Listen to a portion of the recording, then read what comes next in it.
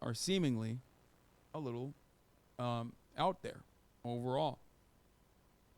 Do I agree with them? Certainly, sure. Maybe not with the Crimea part of the process. But ultimately, doesn't seem like they are that open. But hey, it opens the door to conversations. Maybe. We'll see what happens. They've made a lot of gains on the ground. So I do hope that Russia is more open-minded.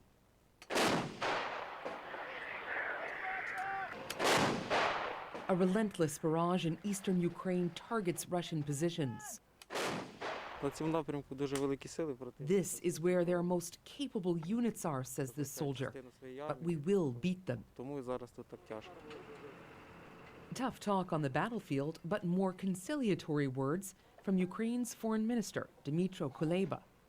On Boxing Day, telling the Associated Press he's aiming for a peace summit at the UN by the end of February, the one-year anniversary of this war.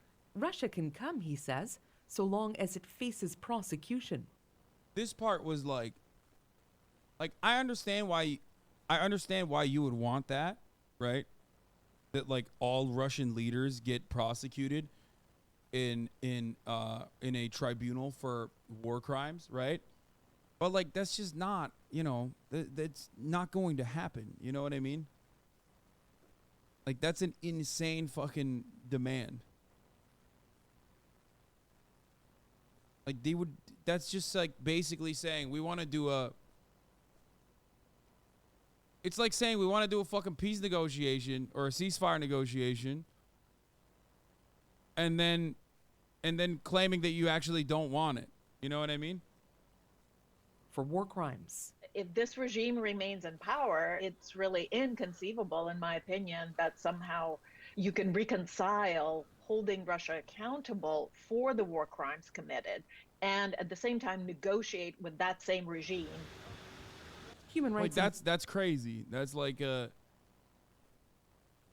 asking for way more than realistic so they can settle somewhere in the middle later. I understand why you would do that, but I do also fear that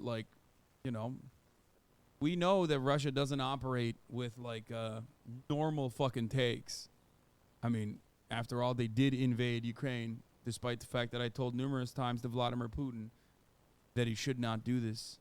And also said it would be insane for him to do this. And Vladimir Putin saw my tweets and was like, no, I'm doing it anyway. Okay? But they demonstrated that they're not operating with like clarity. Okay? They demonstrated that they're not necessarily operating with like smart intentions. Okay? So when you come to the table and you're like, yeah, everyone needs to be arrested.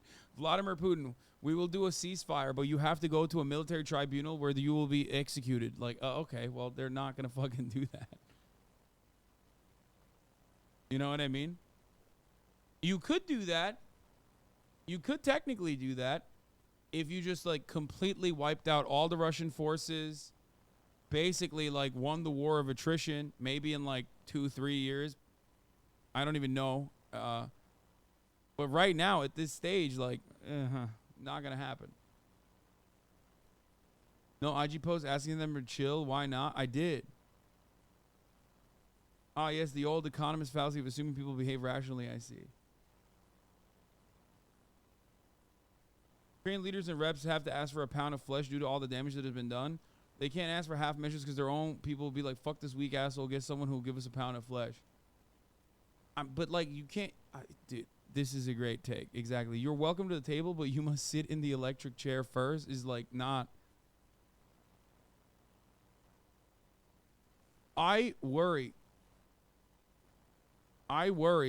that this will cause them to just like behave in the classic erratic manner that they have behaved in, or they'll turn around and do like unjustifiable war crimes and be like, fuck you. Because I think everyone involved in this understands that there has to be an off-ramp for Russia in order to save face. And it seems fucking ridiculous to say that because they've done so much unimaginable cruelty in Ukraine. Right? And they're going to continue doing it. So if you want the bloodshed, the unnecessary bloodshed to stop, you got to give them somewhat of an off-ramp to save face, or else you just continue going.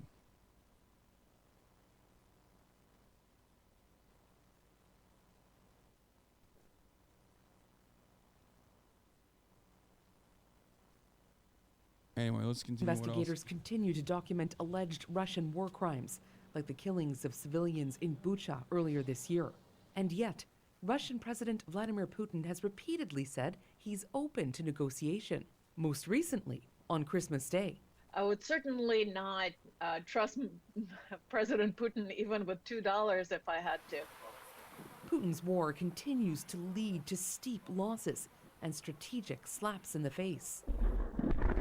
Overnight, Russia claimed it shot down a Ukrainian drone near a key airbase for many of its bombers, 650 kilometers deep into its territory. How many more months can the Russian military withstand these types of troop and equipment and material losses? I don't think they can do this for more than 6 months to a year. Logistics, though, may not be the top concern for a leader who has gambled so much and gotten so little. How does that? In Ukrainian media, no mentions of peace talks. I think it's just to show the U.S. and Europe that Ukraine is ready for peace talks, potentially.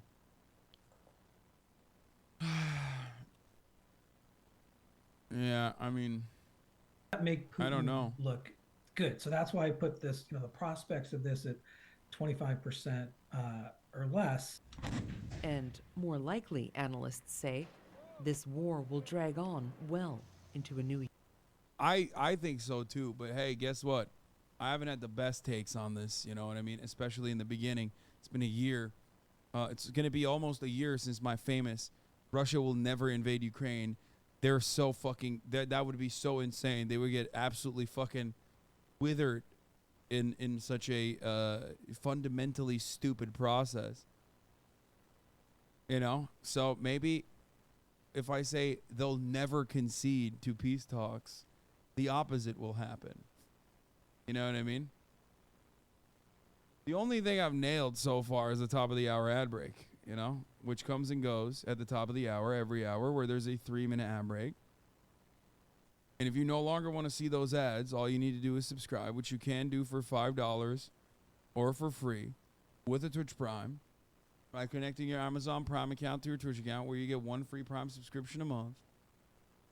Okay? And I knew they would invade Ukraine. No. Because your analysis flawed on America not playing both sides of this war? What?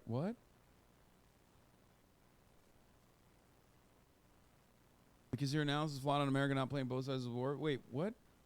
No, what do you mean? I do think America stands to benefit from this war continuing. They're like the only party that stands to benefit from this war continuing. They're far removed from it. They're far removed from the worst consequences of it. They literally fucking sell natural gas to Europe, so that's good for their one booming industry.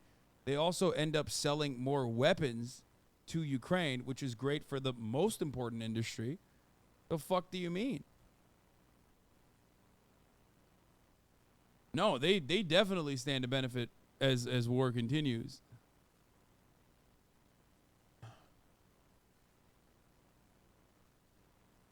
You know.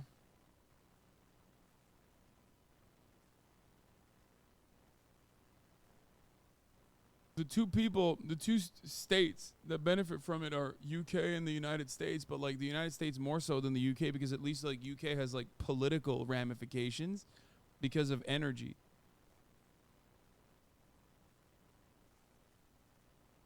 You know?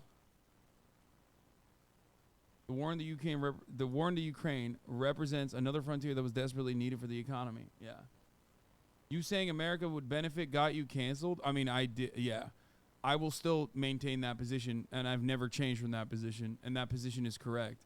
So I don't give a fuck if people don't agree with me or say I'm like anti-America, or I think America has more of a say in this process than any other fucking country, because I'm not delusional and silly and closing my eyes and just saying America's doing things out of the kindness of their fucking heart.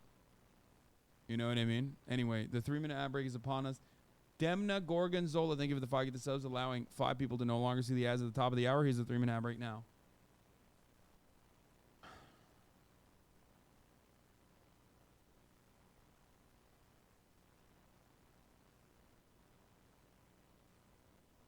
Yeah.